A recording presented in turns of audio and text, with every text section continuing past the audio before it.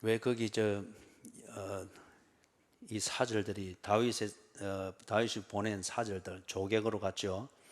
그들이 돌아오는 길에 여리고에서 거기서 수염이 자라기까지 여리고에서 머무는가 하면은 그쪽에 여리고를 내려가면은 요단강입니다. 거기 탁 건너면은 지금의 요르단이라고 하는 그 국가입니다. 그 요르단이라는 국가의 남쪽 지역이 북쪽 지역이 암몬이었어요. 옛날에 우리 그 김성일 집사님이 거기 가서 요르단에 가서 일을 했죠. 그런데 김성일 집사님은 얘기 들어보니까 어디에서 일하는지도 모르고 일을 하셨어요. 그죠? 그죠?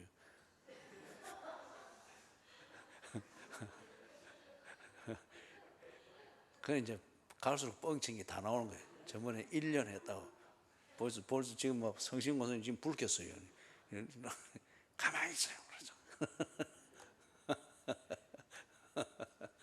거기 여리고에서 요단강을 건너서 건너편으로 가는 그 길목에 뭐가 있는가 하면은 예수님이 세례 받으신 자리 거기가 있어요. 그래서 재밌는 거는 강이 요리 하나 있으면은 그게 요르단 지금 국가하고 이스라엘 국가 국경선이 이 요단강 가운데로 이렇게 딱 끊어야 되는 거예요. 그리고 거기에 줄로 치놨습니다. 줄로 치놓고 예수님이 세례받은 그 지점이니까 요르단 그 나라에서도 예수님 세례받은 자리 거기를 성지로 해서 순례자들을 받고 이스라엘 요쪽 진영에서 순례를 받고 그래서 이 줄 하나인데 강 중간에 줄이 딱 쳐져가 있어요. 하나인데 이스라엘로 들어간 사람은 이스라엘 진영 여기서 순례자들이 세례받고 그 물에 들어가고 저도 갔을 때 제 아내하고 그 세례복으로 갈아입고 같이 가가지고 나는 지 물에 담그고 지는 내 물에 담그고 그래 하면서 이래 다 체험을 했는데 근데 요 줄 건너편에는 요르단으로 들어간 사람은 또 요르단 요쪽 줄 이쪽 편에서 그래 해야 돼요. 왜냐하면 요거 줄을 넘으면은 국경을 넘은 것이기 때문에 불법 체류자가 됩니다. 그래 열에 딱 있는데 근데 요쪽 제가 갔을 때 요르단 요쪽 지역에는 아무도 없어요. 총 들고 서 있는 군인만 있습니다. 요는 막 순례자들이 북적북적하면서 이래 세례받고 올라오고 이렇게. 근데 그래서 왜 여리고에 머물러라 했는가 하면 거기에 옛날부터 지금까지 지형상 거기가 입구입니다. 요단강을 건너서 건너편으로 해서 또 갈릴리로 갈 사람은 그쪽으로 해가지고 저 위에 갈릴리 쪽도 근처 가면은 이 요단강 건너는 데가 있단 말이에요. 그래서 건너서 들어가고 또 거기서 북쪽에서 이리 내려올 때는 또 이쪽으로 해서 건너오고 이쪽이 초입이니까 그렇게 되어 있습니다.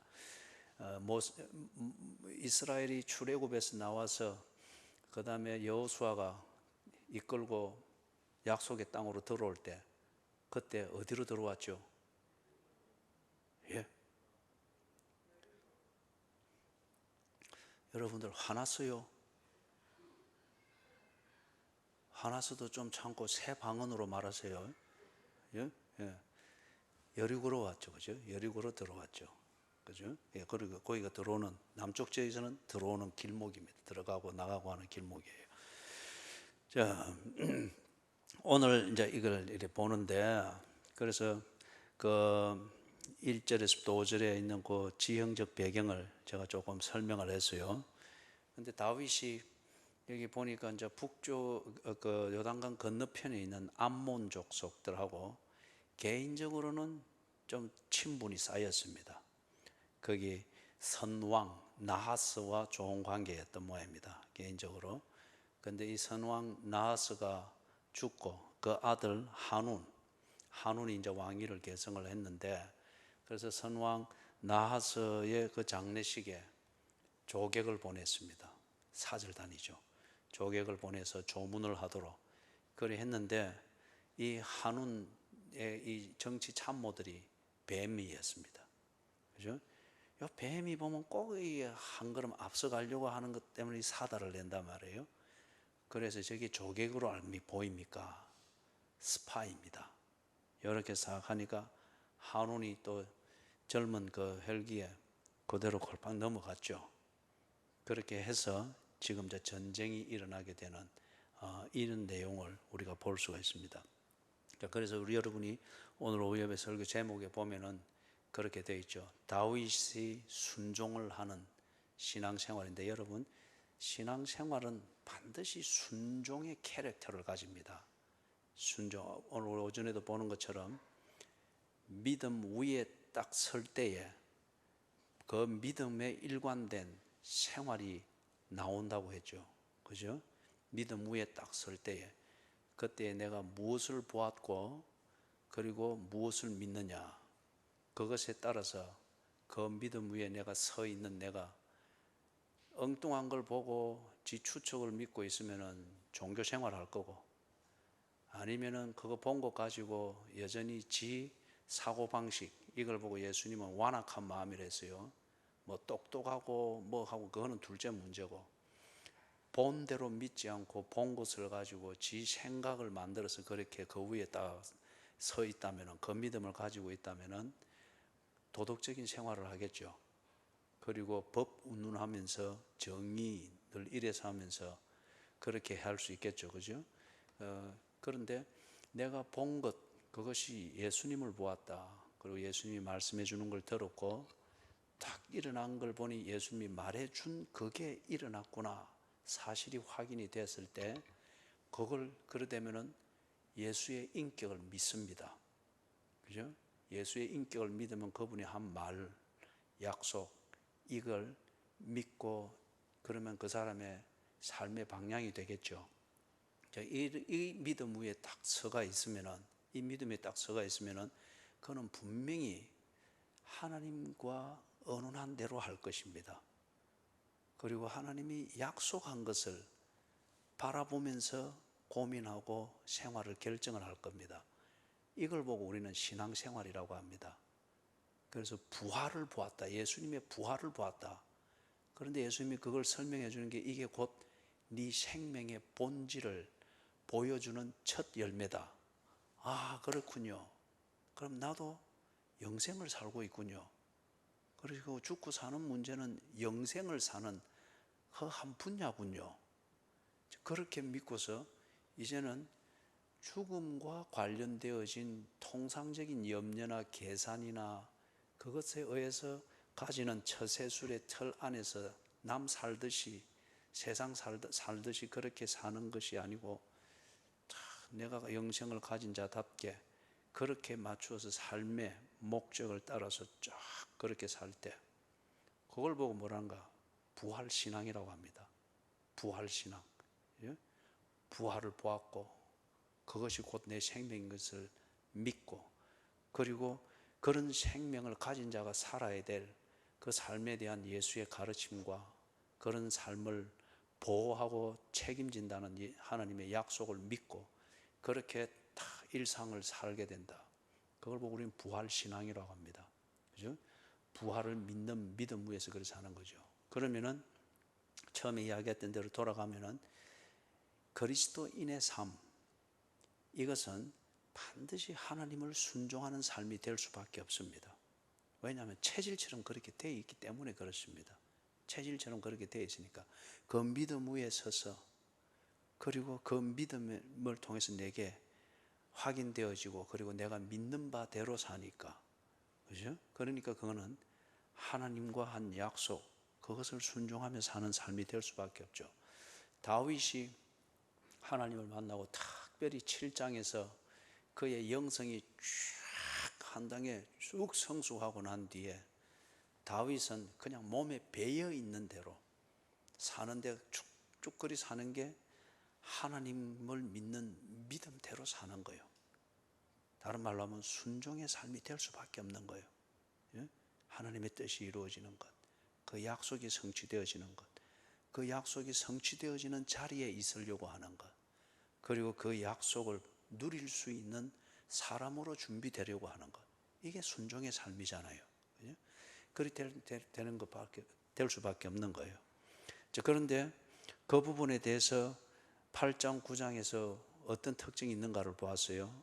여기 10장에서는 하나님을 순종하는 다윗의 삶의 특징이 관용과 공의를 실천하는 것으로서 나타나고 있습니다. 관용을 베풀고 또 한편 공의를 실천하고 이것으로서 8장에서는 정복하는, 그죠? 지경을 넓혀가기 위하여서 몸부림을 치고 정당한 경쟁을 하면서 넓혀가는 이 몸부림이 있었죠. 그게 다윗의 순종하는 삶이었습니다. 그죠? 그리고 9장에서는 우리가 뭘 봤습니까? 다윗의 순종하는 신앙생활이 사생활을 잘 챙겼습니다. 사생활에 있어서 지가 해야 될 것, 우리 표현으로 말하면 그리스도인답게 해야 되는 것, 가정에서나 형제 간에 있어서나 부모 자식 간에 있어서나 부부 간에 있어서나 또는 식사를 하고 상을 치우는 것이나 집안일을 거두는 것이나 또는 직장 생활을 하는 것이나 이 모든 일상의 영역들이 하나하나씩 떼놓고 보면 다 사소한 것이고 큰 그림 내세우면서 사소한 것들을 아무렇게나 처리할 수 있는데 다윗이 9장에서 보니까 어땠습니까? 하나님을 순종하는 이 신앙생활이 되니까 사소한 일상생활 하나하나에서도 하나님의 뜻 순종하고자 하는 그 신중함이 있었습니다. 그죠? 이제 오늘 10장에서는 이렇게 보니까 하나님을 순종하는 이 삶이 어떻게 나타나는가? 관용을 베푸는 것과 함께 동시에 공의를 엄격하게 실천하는 이 균형 잡힌 삶이 있는 것을 보게 됩니다. 여러분, 이건 참 중요합니다. 교인들이 좀 나름대로 소위 말해서 은혜 받았다, 그리고 감동이 있다, 뭔가 깨달았다, 그럴 때 보면 사람들이 참 유해지고 부드러워지고 음식에 소금도 작게 뿌리고 아주 부드러워지고 아주 변화가 보입니다. 그죠? 보입니다. 그런데 언제나 그렇게 부드럽기만 하려고 해요. 그리고 그게 전부인 줄 알고 있어요. 그렇지 않습니다, 여러분. 그죠? 그렇지 않아요. 싸워야 될 때 싸워야 됩니다. 참아야 될 때 길이 참아야 됩니다. 여러분, 참는 게 저절로 참아집니까? 이걸 대부분 교인들은 그걸 원하는데 한번 감동에 쌓일 때 그때는 세상과 나는 온데간데 없습니다. 그때는 누가 내 호주머니 뒤져가지고 빼내가도 주님이 주신 거니까 가져가라. 나는 여러분들이 종종 그랬으면 좋겠어요. 그러면 이 호주머니 찔러보고 저 호주머니 찔러보고 막 할 텐데, 그죠? 그런데 그거는 그 순간에 일어난 그 감동을 주는 그 사건이든지 체험이든지 그것의 여운입니다. 여운. 이 여운이 지나가고 나서 이제 정신이 석 들고 나면은 내 호주머니에 빼내간 사람 다 찾아내죠. 그죠? 그러면 가서 그때 네가 내보고 가져가라 했다 아이가. 그래도 그렇지 네가 그래 가져가면 되나? 내놔. 전부 다. 그죠? 그것은 여운이었단 말이에요. 그건 지 신앙이 아니고 여운이었단 말이에요. 무슨 말인지 여러분 이해가 되세요? 그래서 베드로, 야고보, 요한이 변화산에 예수님하고 올라가서 그 진귀한 경험을 했지 않습니까? 그죠? 그러니까 베드로가 뭐라 했습니까? 여기가 조사오니 여기에 초막셋을 짓고 하나는 주님 쓰시고 하나는 엘리야 쓰고 하나는 모세 쓰고 그럼 짓거는 나는 없어도 괜찮습니다. 그 여운이다 말이에요. 베드로에게 이런 그게 아주 감성적인 그런 게 있잖아요. 그래서 예수님 마지막 잡히기 전날 밤에 그때 예수님이 뭐라고 경고했습니까?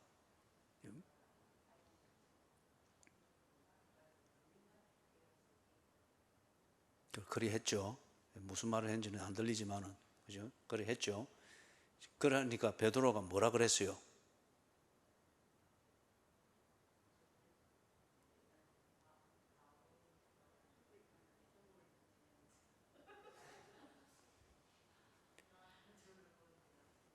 여러분도 여러분 소리 들으니까 우습죠, 그죠? 예. 이 소리 듣고 누가 알아듣겠노 싶으죠, 그죠? 예. 그래 웃는 거잖아요. 예? 다 줄을 버릴지라도 나는 안 그럽니다.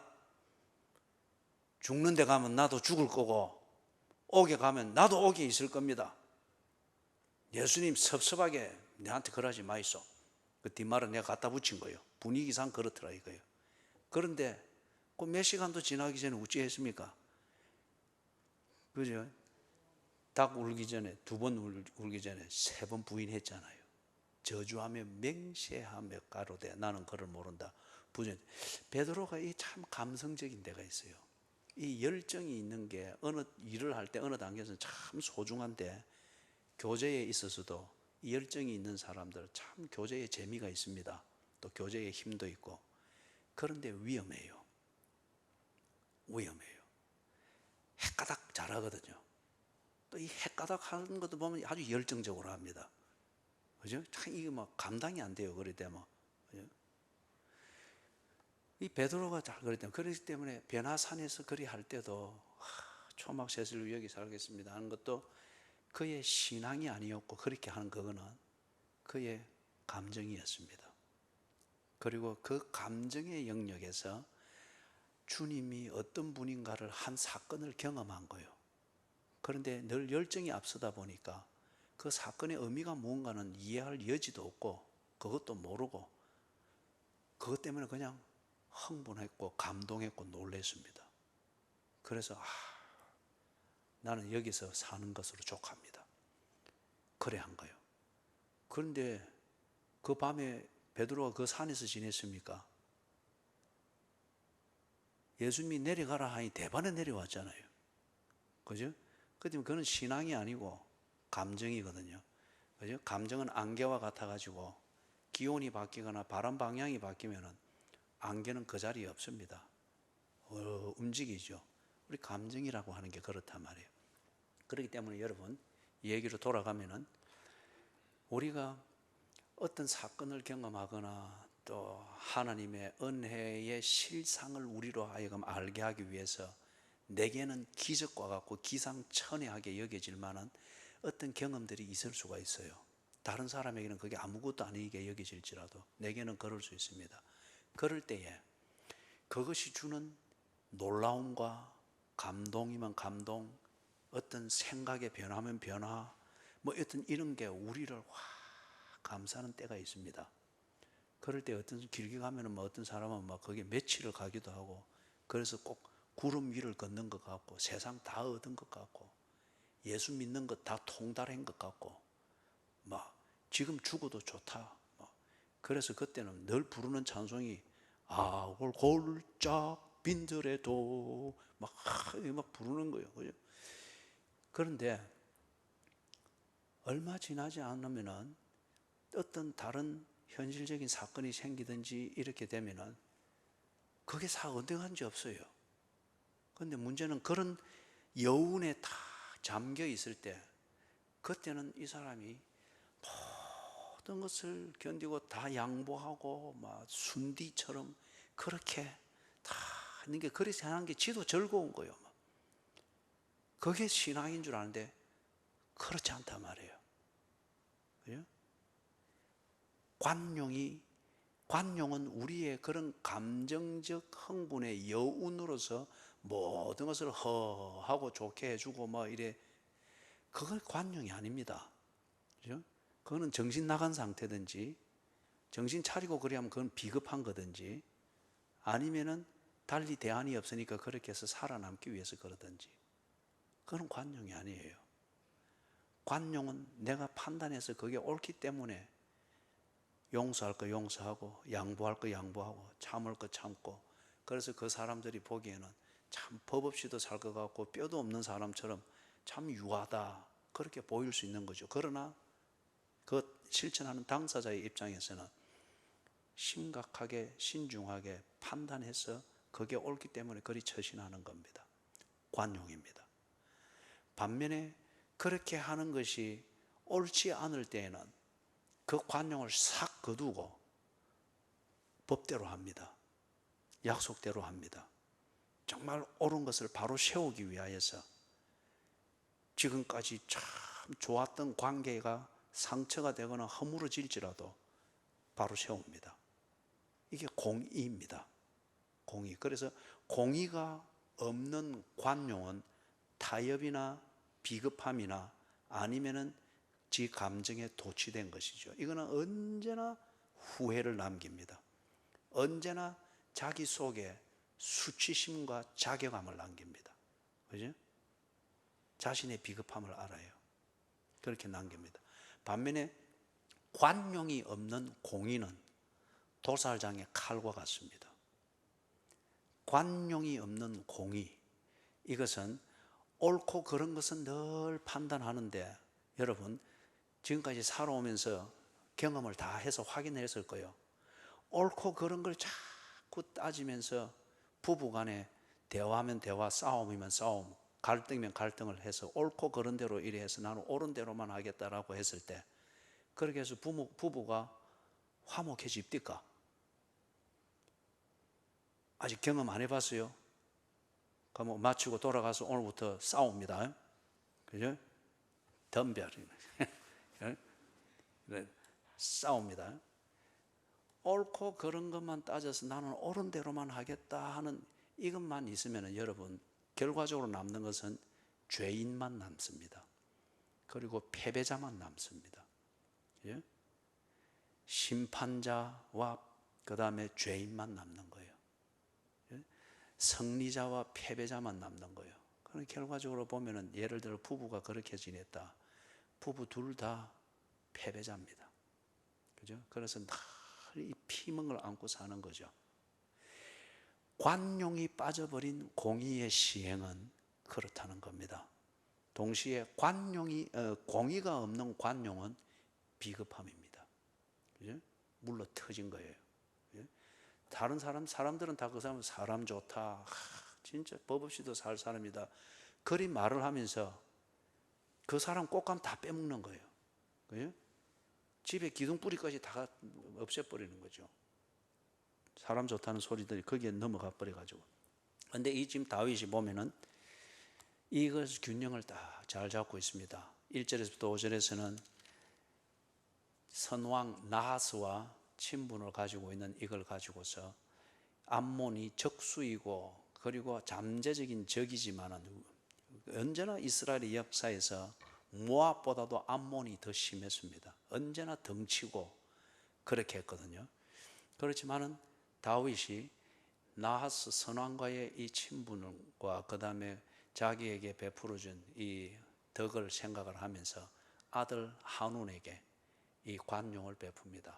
그리고 좋은 외교, 이것을 보여주면서 좀 긴장 관계를 가지지 않도록. 그리고 아들 한운이 이제 왕이 되니까 뭐 그런 게 얼마나 서툴겠어요. 그래서 이렇게 보여줍니다. 관용을 베푸는 거죠. 그런데 이것에 대하여서 선을 악으로 갚습니다. 선을 수치로 갚습니다. 관용을 아주 부끄러움과 관용을 나의 비겁함으로 매도하면서 그렇게 갚습니다. 그리고 직급만 챙기는 그 기회로 딱 이용을 합니다 말이에요. 이렇게 될 때에 다윗이 그 뒤에 보면은 공의를 행합니다. 공의를, 이게 이제 전쟁이었죠. 그죠?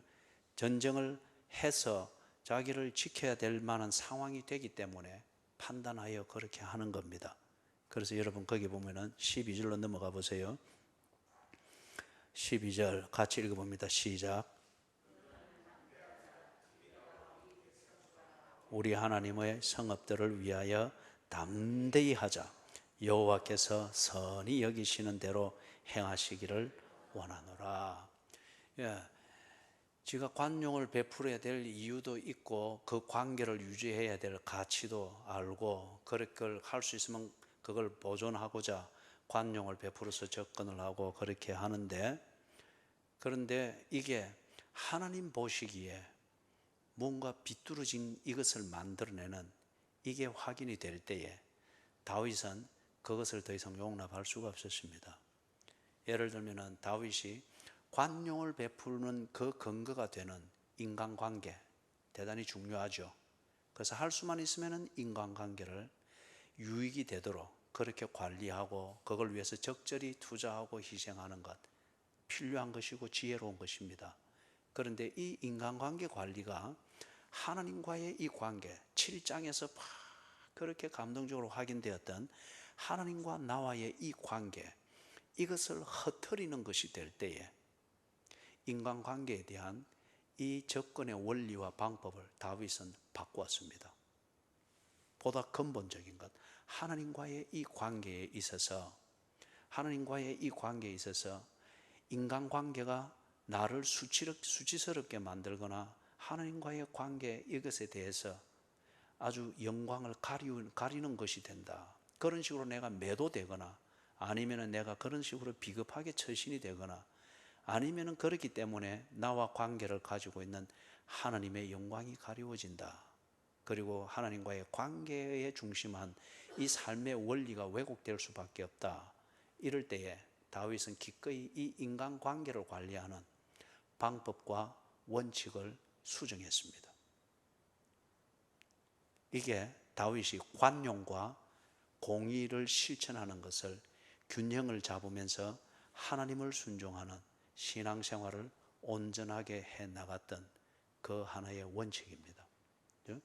이 부분에 대해서 우리가 조금 더 다듬어 보겠습니다. 좀 더 다듬어 보면은 뒤에 1절에서 앞에 1절에서부터 5절까지 하는 여기에 관용을 베푸는데 여기 볼 때는 정치 외교학적 관점에서 볼 때에 다윗이 정말 바른 처신을 하는가?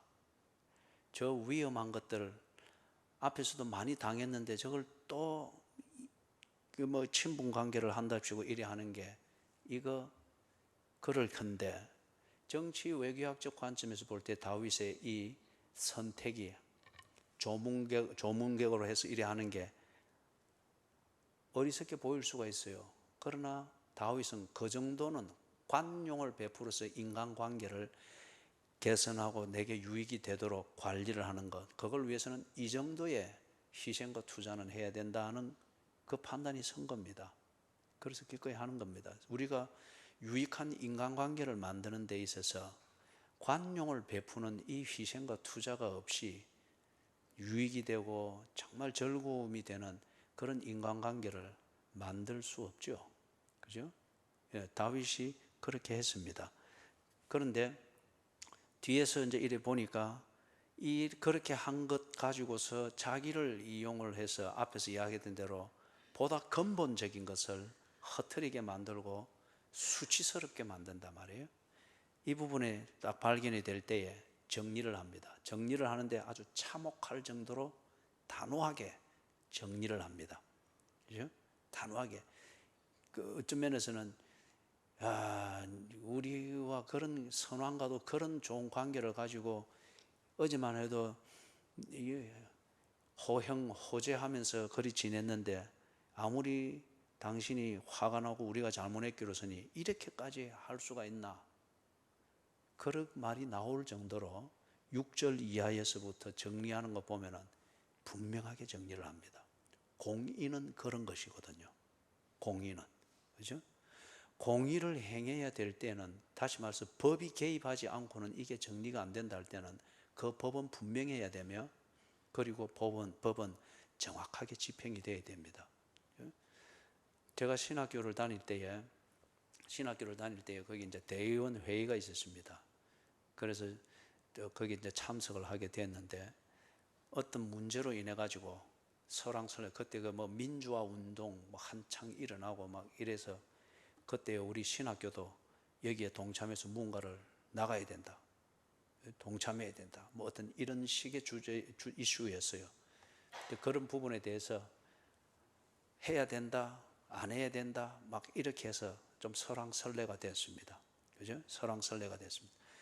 그때에 말을 하는 중에 이제 이 신학생들이 되니까 사용하는 어휘가 판에 박힌 어휘들이 있죠. 하나님의 영광을 가리면 안 된다. 또는 하나님의 그런 정의를 실현해야 된다. 또는 설왕설래 될 때에 또 중재하는 사람들은 다른 의견 내면서 우리가 은혜롭게 합시다. 왈가왈부하지 말고 좀 침착해서 은혜롭게 합시다. 이런 말들이 판에 박힌 말들이 자꾸 사용되는 거죠. 그때 나이가 좀 지긋하신 분이 신학교에 들어오셨어요. 그래서 이분이 어느 교회 장로님이셨는데 자기가 이제 부모님들이 서원 기도하고 그렇게 했던 거. 그래서 이분이 젊은 시절 보낼 때 마음 중심에는 그리 살아야 된다는 것은 있었으나 현실적으로 자기 눈에 보이는 기회들을 붙잡기 위하여서 그걸 자꾸 미루고 사업만 하는 거예요. 그래서 이제 50줄에 들어 앉으면서 사업하고 다 정리하고 목회자가 되기 위해서 신학교로 왔습니다. 참 똑똑하신 분이었어요. 그래서 이분이 그것을 듣고 있다가 학형들 하면서 한마디 하시는 거예요. 학형들, 은혜롭게 하는 것은 법대로 하는 겁니다. 무슨 말씀인지 아시겠어요? 은혜롭게 한다는 것은 법대로 하는 것입니다. 법을 지키는 겁니다. 다시 말해서 회의를 은혜롭게 한다고 하는 것은 감성적이고 적극적이고 분위기 보면서 뭐 상대방 체면 세워주면서 이런 게 아니고, 그래서 안건에 대해서 정확하게 토론해서 그 안건에 필요한 답을 찾아내는, 이게 유야무야 되어버리는 것. 니하고 내하고 분위기는 좋은데 아무 결과가 없이 되는 것. 그거는 은혜로운 것이 아니라는 거죠. 그죠? 우리가 흔히 은혜롭게 합시다, 또는 사랑이 넘쳐야 됩니다 할 때 흔히 그런 식이 되어버립니다. 그때 이분이 그래 한 말이 그런 거. 학생들, 은혜롭게 하는 것은 법대로 하는 겁니다. 회의가 정한 규칙과 그 회의에서 안건을 다루는 목적에 맞도록 회의의 상식을 지키면서 질서 있게 토론이 되어서 이 결론이 나오도록 하는 것, 그게 법대로 하는 겁니다. 그죠? 법대로 하면서, 그래서 발언권을 얻어서 발언하고, 발언을 할 때에 그 안건과 상관없고 주제와 상관없는 것들은 할 수 있는 대로 피하고, 지 의견하고 다르다고 해서 막 닦아 세우고 고집 부리고 정죄하고 그리 하지 않는 것, 그게 법대로 하는 것이죠. 그죠? 법대로 하는 것이죠. 그래서 토론 끝에 다수결에 그걸 위해서 정해지면은 기꺼이 그것을 따르고 그것을 실천할 수 있는 실천 사항들을 대해서 서로 의논해서 하는 것, 이게 법대로 하는 거죠. 그게 이제 은혜롭게 한다는 거예요. 그래서 여러분, 공의를 행한다 할 때는 법이 개입되지 않으면 이게 정리가 안 된다 하는 이 판단이 설 때입니다. 그리고 이 판단, 그게 어떤 상황에서는 계약서일 수 있겠고, 어떤 상황에서는 계약 조건의 한 조항일 수 있겠고, 어떤 상황에서는 구두로한 약속일 수 있겠고, 어떤 상황에서는 평소에 우리가 가치를 공유하도록 만들던 어떤 그러한 중요한 표현들이 있을 수 있겠고, 그죠? 그걸 새삼 꺼내어서 돌아보게 하고 따지지 않으면은 이 분위기가 그냥 유야무야 되어 버리는, 그럴 경우에는 법이 개입을 하는 거죠. 그리고 이 법대로 분명하게 바로 세우는 이 집중력과 실천이 있는 것. 그래서 그 법을 서로 공유하면서, 그리고 그 법 아래에서 같이 약속을 만들고 교제를 했던 그 목적, 그 가치를 다시금 딱 정리하고 회복하고 따듬게 되는, 이 결과를 얻게 되는 것, 이게 공의를 행하는 것이죠. 그래서 공의를 행할 때는 법은 칼 같아야 됩니다. 그 법이 정확해야 되고, 그리고 그 법을 집행하는 것이 추상 같아야 되고 정확해야 됩니다. 그리고 법을 집행하는 목적은 니하고 내하고 만난 것, 또는 거래면 거래, 부부관계면 부부관계, 아니면 교제면 교제, 의기투합이면 투합, 어떤 경우든지 간에 그 관계를 만들었던, 공유하게 되었던 그 법이라 해당되어지는 것, 이것은 정확하게 복기가 되어야 되고, 그리고 이것은 추상같이 적응이 되고, 그 다음에 그렇게 해서 둘이 만나서 이 거래면 거래를 했던 이 결과가 딱 보정이 되어야 됩니다. 결과를 얻지 못하고 결과를 만들어내지 못하는 그런 법 집행일 것 같으면은 이거는 뭐 도둑이든 강도든 그거 다를 바가 없는 거죠. 그죠? 관용을 베풀었어도 아무 결과를 얻지 못한다. 그것도 참 어리석은 것이고 허무한 것이고, 공의를 행한다.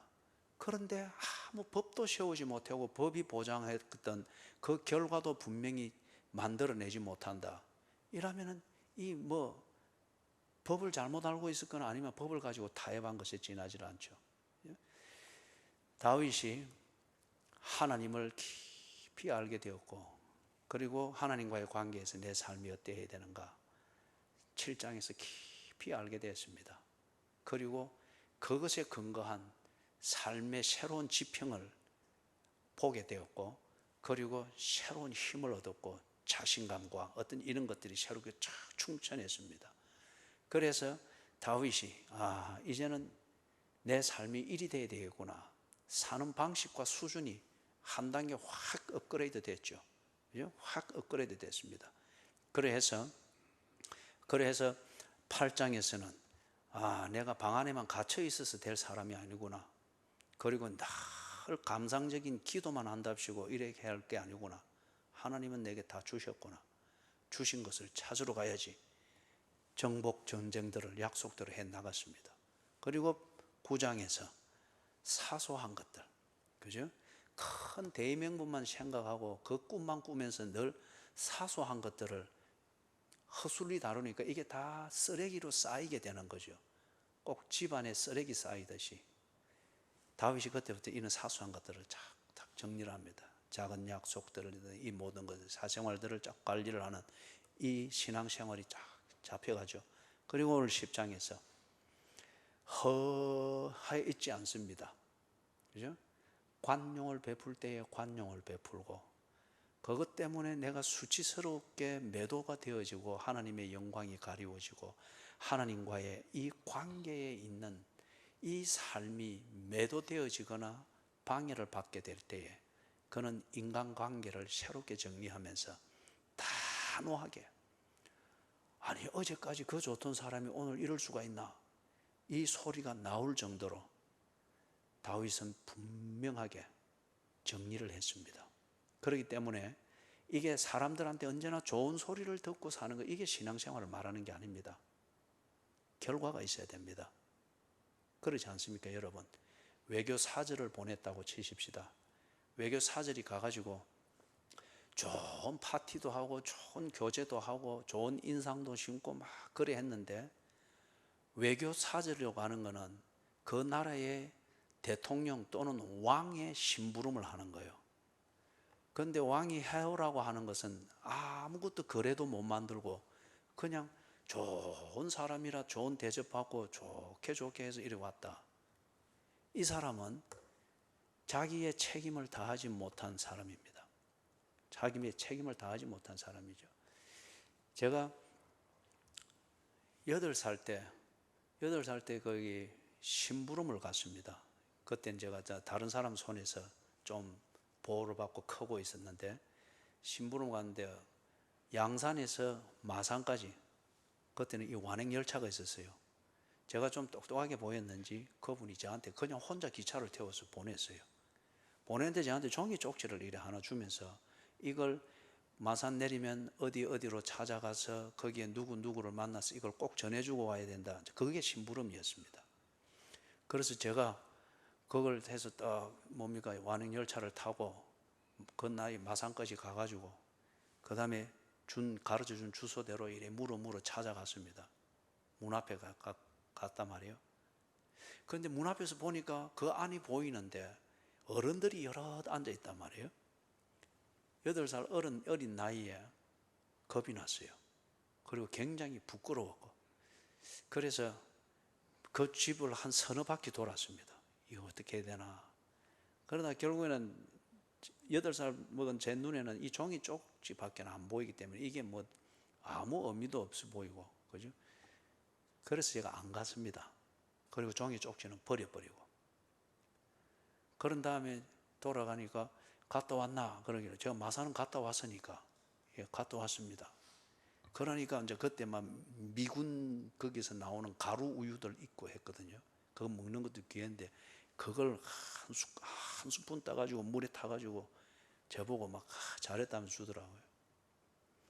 다음날 새벽에 비명 같은 소리와 함께 내 이름을 부르는 거예요. 그래서 놀래가지고 이래 갔더만은 가자마자 쟤를 막 붙잡고 막 이 매질을 하기를 시작하는 거예요. 그러더만은 한참 매질하고 난 다음에 그분이 좀 성질이 풀렸는지 네 어찌 종이 쪽지 전해줬나 안 전해줬나? 안 전해줬습니다. 왜 안 전해줬나? 아무것도 아닌 줄 알고 저는 안 전해줬습니다. 그러니 또 막 매질을 해야 되는 거예요. 그게 뒤에 알고 보니까 그게 뭔가 하면은 건축 자재를 부탁을 한 거예요. 건축 자재를 부탁했는데 거기에 사이즈를 거기에 이제 기록을 해 놓은 거예요. 사이즈를. 오늘 요즘 같으면은 그냥 전화 주문하고 이러면 될 텐데 사이즈를 주문해. 그래서 그걸 전해주는 것이었습니다. 근데 저는 뭐 그걸 모르니까 버린 거예요. 여러분, 제가 그 나이에 완행열차를 타고 시키는 대로 예의하면서 그 위험한 것을 타고 가서 길도 모르는데 주소를 물어서 가서 갔다 왔어요.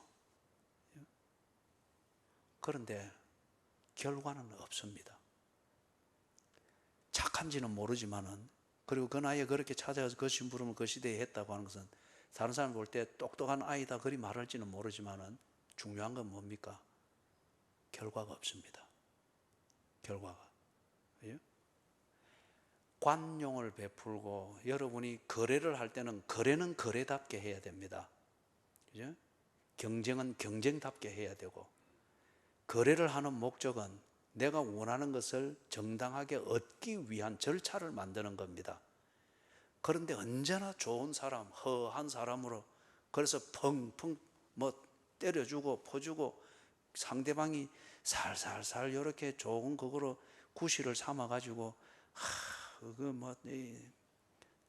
선생님 아니면은 누가 이런 걸 해주겠습니까? 막 이래 한번 해줘. 그럼 또 기분 좋게 막 자기 딴은 아싸리하게 한다 하면서 막 그래 하시죠. 다 좋게 되고 막 무난하게 되는데 나중에 지게 돌아온 것은 아무것도 없어요. 착하고 인심 좋고 시원시원한 사람인지 모르지만은 그 사람은 거래를 수단으로 하는 사업을 해서는 안 되는 사람입니다. 집에 기둥뿌리 다 뽑아 먹을 사람이에요. 그죠? 집에 기둥뿌리 다 먹을, 새벽부터 막 먼지 나도록 두드리 맞아야 되는 거예요. 그렇게 되면 그게 다 망하는 거죠. 여러분, 하나님께서 여러분에게 지경을 넓혀 주신다. 그리고 7장에서 보는 것처럼 참 하나님이 나의 목자이시며 내 지경을 넓히시며 그리고 일용할 양식을 주시며 때를 따라 나를 도우신다. 그리고 내게 주신 달란트, 이게 분명히 있다. 이걸 하나님이 또 보게 하셔서 나로 하여금 삶에 대해서 좌절하지 않도록 살아야 될 이유가 있음을 보여주고, 그리고 내가 함께 한다는 이 힘을 확인하게 해주고 딱 그랬단 말이에요. 그때에 감동에만 젖어가지고 나는 복받은 사람이다. 어떻게? 그러면 여러분의 밥상은 늘 똑같습니다. 그죠? 가족들의 그 아픈 소리도 똑같습니다. 그게 확인이 됐으면은 이제는 그것을 믿고 그 믿음 위에서 순종의 삶을 실천해야 됩니다. 귀신을 잡아내고 뱀을 집어 올리고 새 방언을 말하고 무슨 독을 받을지라도 해를 받지 않는 강인함과 집중력을 가지고 일을 해내려고 하고, 병이 났을 때에 머리에 손을 얹고 기도한 적 나음을 얻으니라.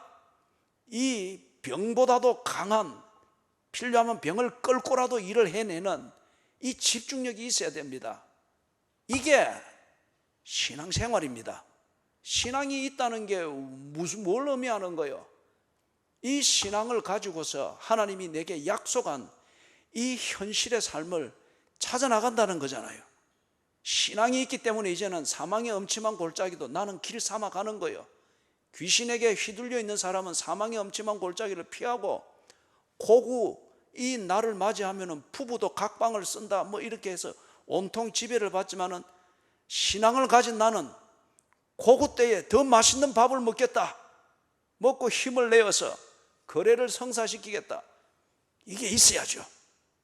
이게 신앙생활이고, 그 다음에 신앙생활을 잘한다고 하는 것은 모든 사람들에게 좋은 소리 듣고, 또는 여러분이 한번 새벽기도 나와서 나름대로 감동적으로 다 뭔가 소위 말해서 은혜를 받았다. 그 좋은 마음으로 그날 거래하러 나가가지고, 그죠? 뭐 집 판다고 치십시다. 매매 계약을 하는데, 아유, 막 끝자리 뛰지요, 뭐. 예? 네, 예수 믿는 사람입니다. 아이고, 어느 교회 다닙니까? 시내가에 심은 교회.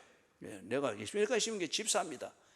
이 뭐 예수 믿는 사람이 뭐 쪼잔하게 이런 거 끝자리 떼죠.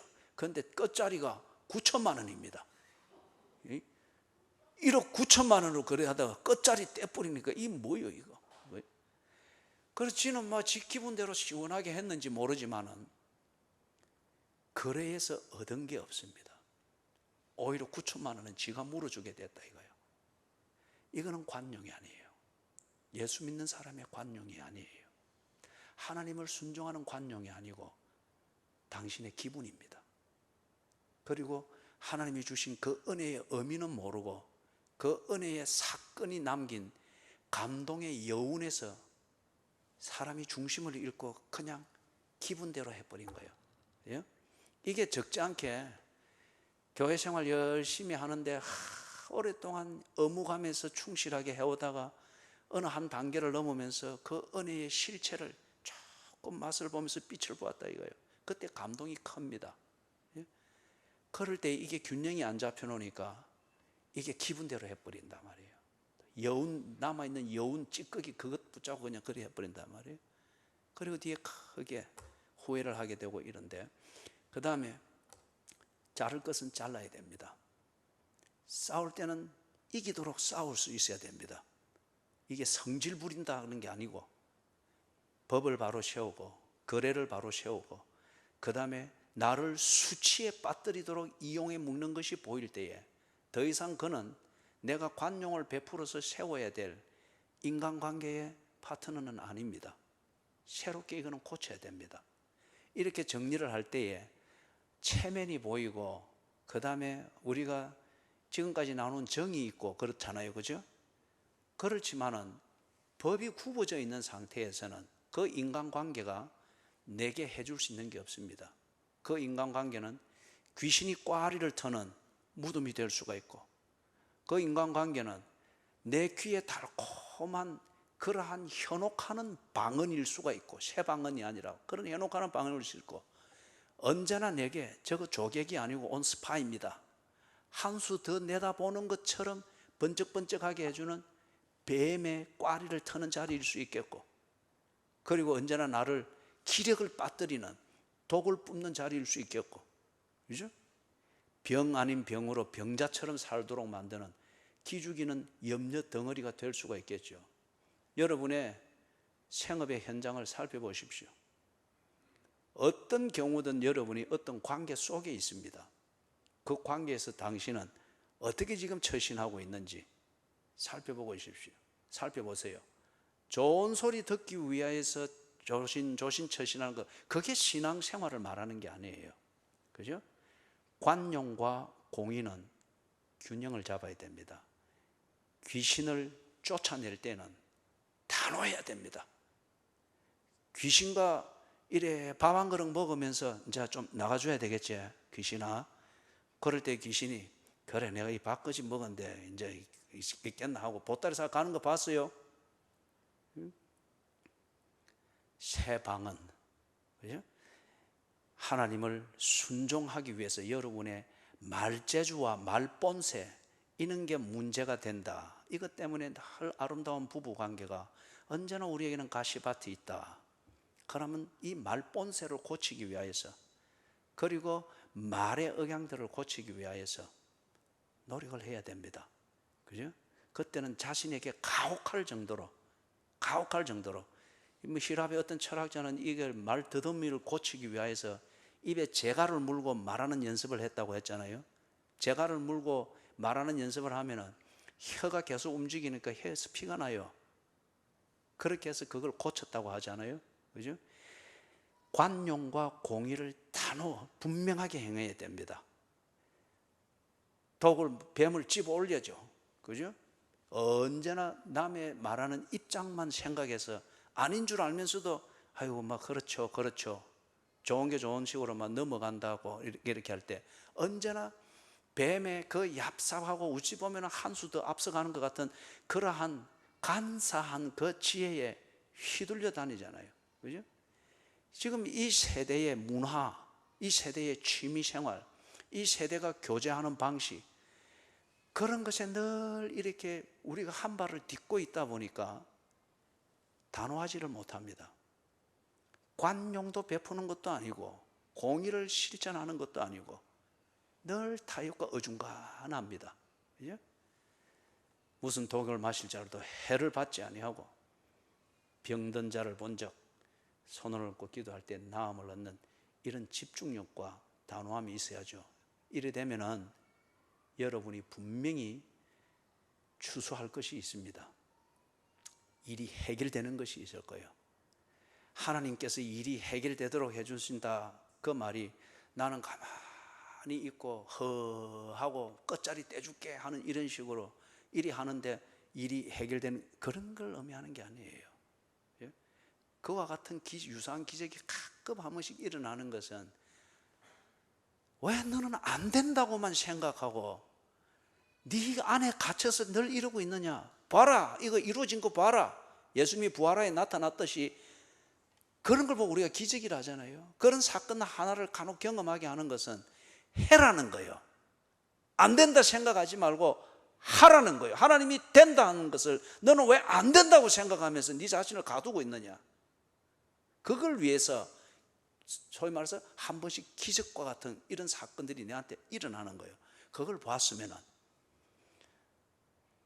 사무엘하 7장과 같은 그 친밀한 관계에 이르고 영성이 쫙 올라가면서 순종의 삶으로 신앙생활이 쭉쭉 실천이 돼야죠. 그죠?